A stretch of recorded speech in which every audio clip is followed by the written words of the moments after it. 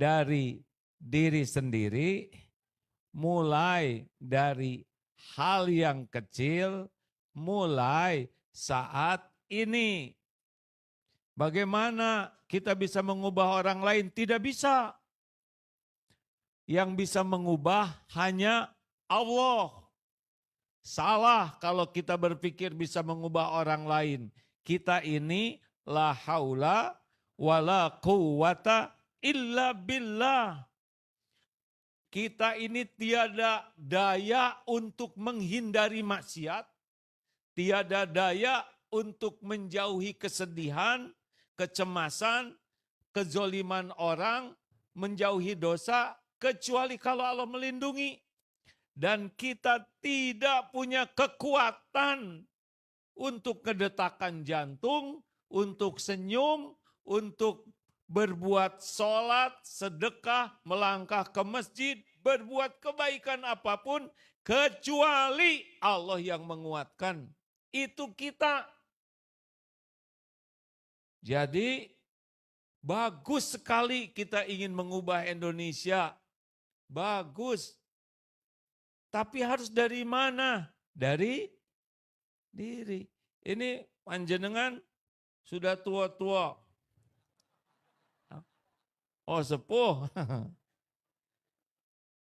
Asal oh aja selamatnya. Sudah punya bojo mos? Hah?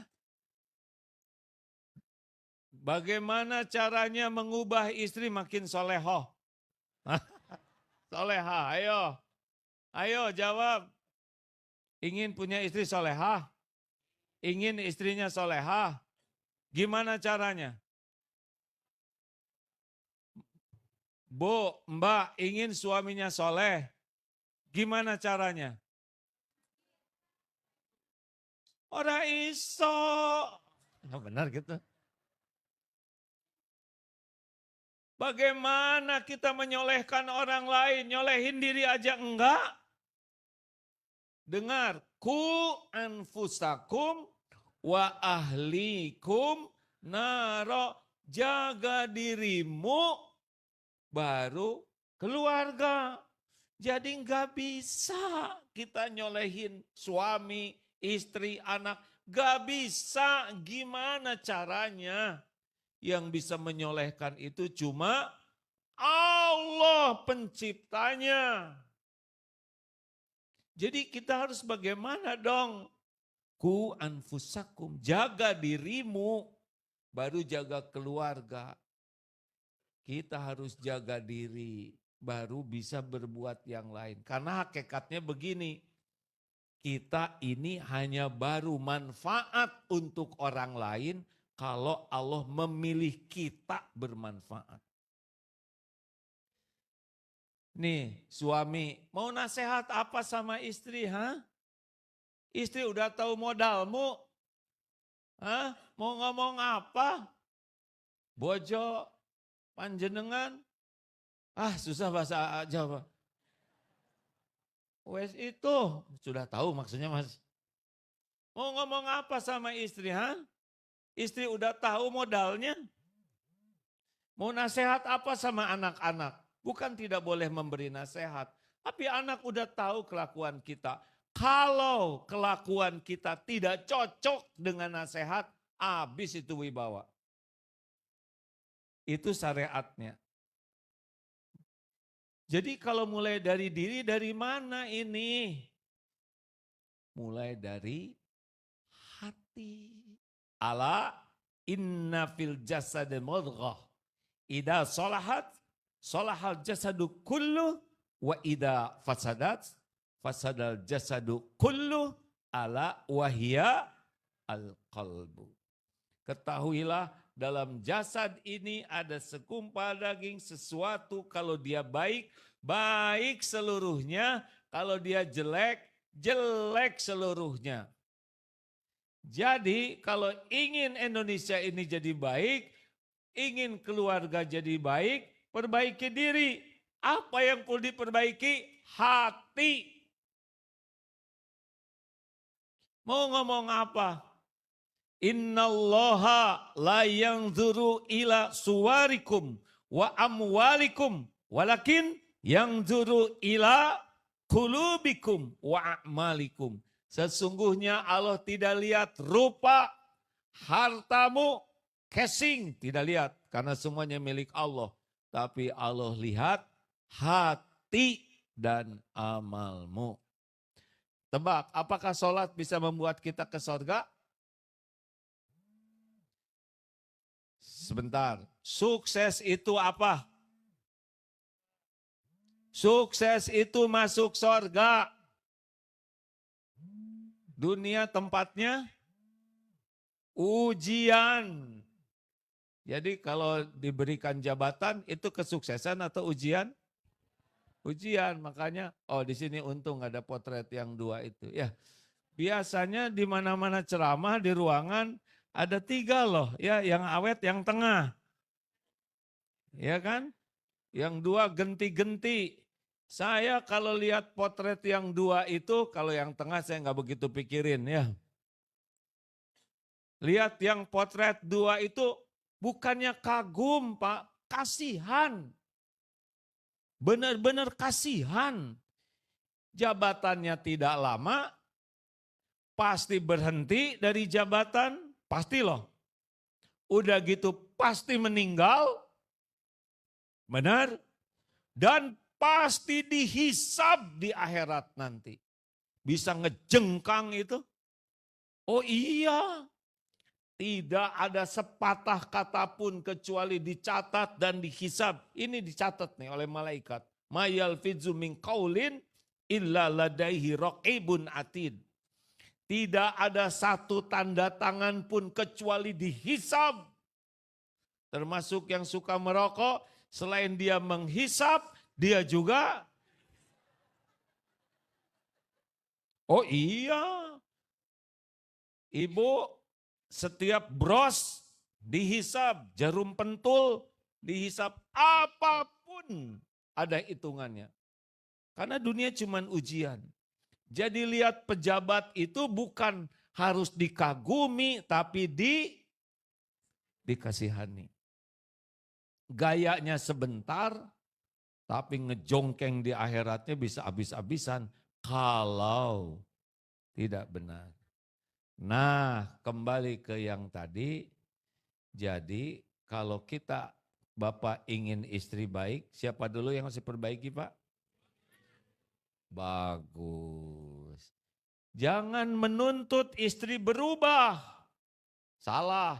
Tuntut diri berubah, bantu istri berubah. Jangan nuntut anak berubah, enggak bisa. Tuntut diri berubah, bantu anak berubah. Gimana mengubah orang? Gimana? Nih saya datang jauh-jauh ke sini ceramah. Apa yang bisa saya lakukan? Mengubah saudara-saudara? Gak bisa sama sekali. Tugas saya dalam dakwah ini, 1, meluruskan niat. Mau apa ini bicara? Mau apa ini? Kalau niatnya salah, udah gak ada apa-apanya walau sampai berbusa bicara. 2, sampaikan yang benar tugasnya itu. Tidak boleh dilebih-lebihkan, tidak boleh yang ragu, tidak boleh pakai bohong. Karena setiap perkataan balik ke diri saya sendiri. 3, tugas saya berusaha mengamalkan apa yang dikatakan ini. Jangan sampai omong doang. Kaburo maktan indallah antaqulu ma la taf'alun. Amat besar kemurkaan di sisi Allah yang berkata yang tidak diperbuatnya. Bisa celaka nih ceramah tuh. Kalau dia hanya ngebagus-bagusin kata dan dia tidak berusaha mengamalkannya. Yang keempat, doa supaya ilmu ini diizinkan Allah manfaat. Yang memasukkan ilmu ke hati Bapak, Ibu, hanya Allah pemilik setiap hati. Yang membuat Bapak Ibu bisa berubah, hanya Allah yang ngebulak-balik hati. Jadi ceramah itu sama sekali tidak keren. beda perkataan, beda niat, ngejengkangin yang ceramah. Kenapa jadi pada melotot gini sama saya? Makanya nggak usah kebanyakan nasihat di rumah tuh kalau kelakuan kita tidak jadi nasihat. Perkataan, perbuatan, dan hati itu satu paket. Dari mana dulu? Dari hati. Jadi hidup sukses itu masuk sorga. Dunia hanya ujian. Tahu tidak nikmat terbesar di sorga itu apa? Berjumpa dengan Allah Tuhan kita. Masya Allah. Tidak ada yang ternikmat di sorga kecuali berjumpa dengan Allah Subhanahu wa Ta'ala. Tuhan semesta alam. Tahu yang berjumpa dengan Allah siapa? Asy-Syu'ara ayat 8889. Yauma la yanfa'u malu wala banun illa man atallaha biqalbin salim. Ingat, hari tiada manfaat harta dan anak-anak kecuali orang yang berjumpa dengan Allah biqalbin salim, yang hatinya paling bersih. Apa ceramah gini bisa bersih hati? Ini cobaan dari Allah. Ada ujub, merasa diri penting, merasa berjasa, merasa pintar, merasa soleh, merasa terkenal. Ini penyakit kalau tidak hati-hati. Ceramahnya mungkin benar, tapi hatinya belum tentu benar. Allah tahu apa yang diucapkan, apa yang di dalam hati, apa yang dilakukan. Tidak ada yang tersembunyi bagi Allah. Innallaha la yakhfa alaihi syai'un fil ardi wala fis sama. Tidak ada yang tersembunyi bagi Allah baik di bumi maupun di langit. Jadi kita ibadah, kita dakwah, kita berkeluarga, bekerja, goalnya masuk surga. Di surga jumpa dengan Allah. Kuncinya qalbun salim. Wes ngono bae yo. Itu banyak masakan udah matang nih, menggoda sekali. Masjid Jogok saya tahun berapa sini Mas? Lupa kita ya. Emang kalau sudah senior begini, kalau sudah tua udah tahu cirinya? 3. 1, mudah lupa. Nah yang kedua dan ketiga, saya lupa. Astagfirullah, ampun ya Allah. Ini dicatatnya oleh malaikat. Nah bagian Mas sekarang. Loh, masa bagian duduk begitu? Lanjut, ini balik gimana nih? Penyakit hati dibagi 3. 1 namanya kolbun mayit. Hati yang mati, badannya manusia, tapi kalau hatinya mati udah kebalik-balik tuh. Dia menjadi orang yang paling mengkhianati Allah, paling zolim ke makhluk. Binatang berbuat zolim karena insting. Tapi manusia yang hatinya mati, zolim pakai akal. Ada yang ngebantai bapaknya, ibunya sendiri. Ada yang korupsi beras untuk orang miskin. Jadi jahatnya tuh jahat sekali orang yang kolbun mayit. Selain ke Allah mendustakan, tapi ke makhluk juga cenderungnya jahat. Na'udzubillah. 2, kolbun marid, orang yang hatinya sakit. Apa cirinya orang yang hatinya sakit? Ya enggak enak aja. Badan sakit aja enggak enak, benar? Coba kepala migrain, enak tidak? Mata kunang-kunang, telinga mendengung, enak tidak? Sariawan, susah nelen, mampet, Udah menderita bagian atas aja. Turun ke leher, kolesterol naik, sikut, asam urat, ini ambeien. Segala kerasa, punya rumah megah, mobil mewah, harta melimpah, tapi penyakitan udah enggak ada nyamannya. Benar? Itu badan yang sakit. Apalagi hati yang berpenyakit.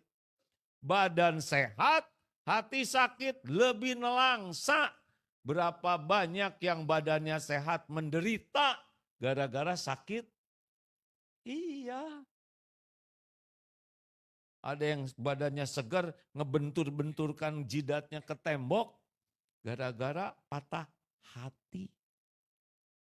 Berapa banyak yang ganteng, cakep, artis, bunuh diri, kerjanya senam, merawat diri, ke salon, akhirnya gak kuat menanggung hati. Yang ketiga namanya kolbun salim. Kolbun salim itu hati yang selamat, hati yang sehat. Seperti apa orang yang hatinya sehat? Episode apapun yang terjadi, semuanya jadi kebaikan. Dipuji, disikapi dengan benar, baik. Dicaci maki, disikapi dengan benar, baik. Pokoknya orang yang kolbun salim itu enjoy saja apapun, disikapi dengan benar. Jadi maksudnya enjoy ini karena yakin ada pahala, ada ampunan Allah, dia akan sedih seperti Nabi Yakub, anaknya kan nakal luar biasa. Saya kira tidak ada di daerah sini yang senakal anak Nabi Ayub, ya kan? Yakub, si bungsunya dimasukin ke sumur, nggak ada kan daerah sini? Aduh, anak Nabi itu, aduh, sampai putih matanya saking banyaknya menangis, sedih dengan, tapi bukan tidak ridho ke takdir karena beliau tahu ini takdir. Hanya sedih sayang, sedih anak bungsunya diperlakukan. Tapi lihat ujungnya. Oleh karena itu Bapak Ibu yang baik, target kita kolbun salim. Dah gitu aja sederhanakan. Mau tahu ciri-ciri orang yang kolbun marid? Oh, saya lupa. Ini kira-kira di sini apa? Kolbun mayit, kolbun marid, kolbun salim. Jawab. Oh, ini kolbun salim, ha? Oh, saya lupa ngasih tahu. Ciri orang yang berpenyakit lahir itu ngaku. Saya sakit pinggang, saya sakit kepala, dia ngaku aja. Dan mau diobatin, mau bayar. Itu ciri sakit badan. Tapi bedanya orang yang berpenyakit hati tidak ngaku. Itu aja perbedaan. Saya mohon maaf ya. Tadi kelewat. Mana ada orang coba, ibu jangan sombong. Kata siapa saya sombong? Oh nggak mau. Saya lihat ibu tuh orangnya pendengki, enak aja. Pasti ngelawan. Karena orang yang sok penyakit hati itu boro-boro dikasih boro-boro ngaku, dikasih tahu aja ngambek dia. Boro-boro mau bayar. Ya. Ulangi lagi ya pertanyaannya. Jadi jamaah ini kira-kira kolbun mayit, kolbun marid, kolbun salim. Tetap kolbun salim? Ya udah nggak apa-apa. Acungkan tangan yang tidak punya dosa. Oh nggak ada. Acungkan tangan yang dosanya sedikit. Nggak ada yang ngacung? Oke. Acungkan tangan yang dosanya sedang. Enggak ngaku juga? Wah. Jadi mana kolbun salimnya ini? Acungkan tangan yang merasa banyak dosa. Tuh pakai gembira lagi. Kacau ya. Ada yang tidak ngacung tadi kenapa? Karena saya banyak sekali ya. Terus Gimana? Kalau saya jelas kolbun marid. Banyak penyakit di sini. Tapi berusaha sekuat tenaga ingin punya kolbun salim.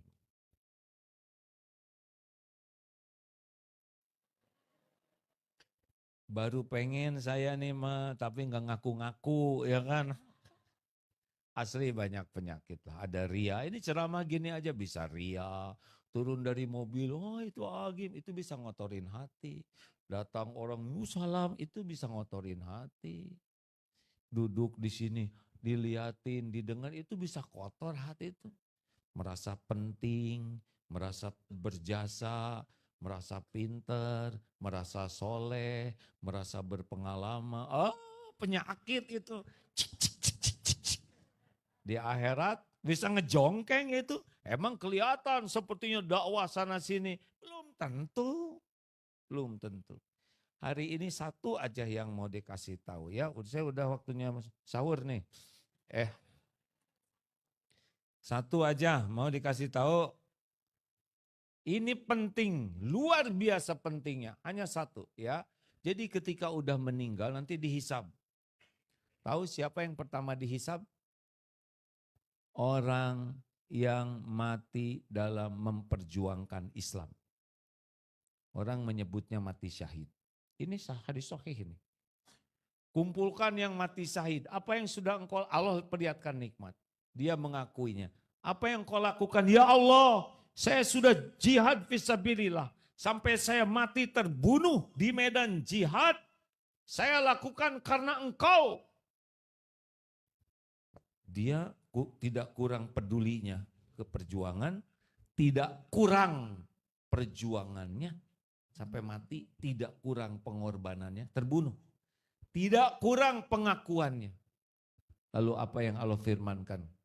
Kadzab, dusta kamu, bohong. Kamu berjuang karena ingin disebut pemberani, pahlawan, dan orang-orang sudah menyebutmu sebagai orang pemberani. Di akhirat tahu diseret dalam keadaan tertelungkup masuk neraka. Nauzubillah, ini hadis sahih. Tidak kurang perjuangannya, tidak kurang keberaniannya, tidak kurang pengorbanannya, tidak kurang pengakuannya. Yang kurang cuma satu saja. Apa? Hatinya lebih sibuk cari kedudukan di hati makhluk daripada mencari keridhaan Allah. Hapus semuanya. Bahayanya nggak ngebersihin hati. Tahu yang kedua yang dihisab? Orang yang belajar agama di antaranya dan mengajarkannya. Seperti Ustadz Abdul Somad, Ustadz Adi Hidayat. Agim katanya, nggak kuat ya pengen saya dihisab duluan ya. Itu teh dengki. Saya dan beberapa ustaz beliau juga. Itu barisan kedua loh yang dihisab. Kenapa? Karena belajar dan mendakwakannya. Dan belajar Quran juga membacanya. Ada yang melesat jadi surga tertinggi. Tapi ada juga yang tidak selamat. Allah tunjukkan. Apa yang engkau lakukan? Engkau mengakui karunia Allah. Engkau sudah dijogok kalian dan semua dah diakui karunia Allah. Apa yang engkau lakukan? Saya belajar dan saya dakwah. Karena engkau kadzab, dusta kamu, bohong. Kamu belajar dan mengajar. Karena ingin disebut alim, orang pintar, kiai, ustadz, dai kondang, orang yang berjuang untuk agama, dakwah, dan sudah engkau dapatkan pujian itu di dunia. Di akhirat diseret tertelungkup masuk neraka. Jadi ada yang masuk neraka, ilmu agamanya banyak, dalilnya hebat, dakwahnya bahkan dia terkenal. Tapi Allah tidak terima. Kenapa? Karena Allah tahu hatinya ternyata lebih sibuk ingin dinilai orang. Lebih sibuk cari kedudukan di hati orang. Ngejengkang di akhirat nanti. Ini serius, ini saya ngomong gini aja udah ngebayangin saya ngejengkang ini. Mules-mules perut saya ini Pak ngomong ini. Karena benar-benar saya bekal dihisab nanti. Untuk apa nih saya dakwah keliling kayak gini? Termasuk yang baca Quran. Ada yang hafal Quran, tahsinnya sempurna, suaranya merdu. Dusta kamu. Kamu belajar dan baca Quran supaya disebut qori, qori'ah, hafiz, hafizoh. Dan orang-orang sudah menyebutmu seperti itu. Di akhirat ngejengkang itu diseret. Jadi nanti ada yang pertama masuk neraka tuh orang yang dekat dengan Quran. Tapi hatinya tidak untuk Allah. Yang ketiga dermawan. Ada yang sedekah terus-terusan, terus sedekah. Jengkang juga karena hatinya lebih senang disebut dermawan oleh manusia. Nah ini serius. Kenapa jadi pada melotot begitu? Saya jadi... Lah iya ini saya ngomong gini aja udah gak enak hati nih. Mau selesai aja. Ini serius Pak. Pelajaran ikhlas itu pelajaran pertama dan pelajaran paling utama sebelum kita beramal. Jadi tidak cukup kita ke masjid, sedekah, dakwah. Itu tidak cukup sama sekali. Di sini untuk siapa semua ini? Belajar ikhlas, berlatih ikhlas, memohon kepada Allah jadi orang ikhlas. Itu kunci utama. Silakan tanya kepada diri sendiri. Seberapa hebat kita minta kepada Allah jadi orang ikhlas. Seberapa gigih kita belajar ilmu supaya punya hati ikhlas. Seberapa upaya kita dalam berbuat supaya niatnya ikhlas. Sejujurnya jarang orang memikirkan niat sebelum melakukan sesuatu. Benar? Karena orang ikhlas itu orang yang paling bahagia. Kalau kita kurang bahagia, hampir dapat dipastikan kurang ikhlas. Saya tuh sudah menolong dia. Saya padahal ikhlas loh. Pasti enggak ikhlas. Karena orang ikhlas gak akan kayak gitu. Saya tuh gak ngarap apa-apa dari dia. Tapi mana? Dia senyum juga enggak, ngarep. Wa ma umiru illa liya'budullah mukhlisina lahuddin. Al-Bayyinah ayat 5. Ginilah, mau ini dibagi susu murni gratis dari Sapi Bahagia, mau? Sapi ini enggak stres karena dia enggak banyak masalah. 10 liter per hari bebas ongkir, mau? Mau tidak? Kalau mau, kalau tidak enggak ada masalah. Namanya juga ngarang ya kan. Mau? Allah sedang mendengar loh, siapa tahu diijabah. Tapi susu murni yang berkualitas itu dicampur dengan kotoran sapi. Hanya 1 sendok loh. 1 sendok tembok yang gede itu. Atau 1 sendok makan, mau tidak? 1 sendok kecil aja mau. Sendok itu seujung sendok aja mau. Enggak usah lihat saya yang nyampurin lah. Mau tidak? Mau tidak? Nah, ikhlas, khalis itu murni. Di sanalah sebetulnya perjuangan hidup yang sebetulnya. Kalau nolong orang ini sholat itu mah punten ya gampang. Tapi yang mahal ini. Emang Azan bisa ikhlas? Belum tentu. Allahu Akbar, Allahu Akbar. Wah, merden. Serius. Allahu Akbar. Bismillahirrahmanirrahim. Wah, enak. Bergetar. Gitu. Nggak ingat ke Allah. Yang diingat calon mertua, jamaah. Emang ceramah gini gampang? Susah ceramah tuh. Ngomongnya sih gampang. Tapi ngejaga hati susah hadirin.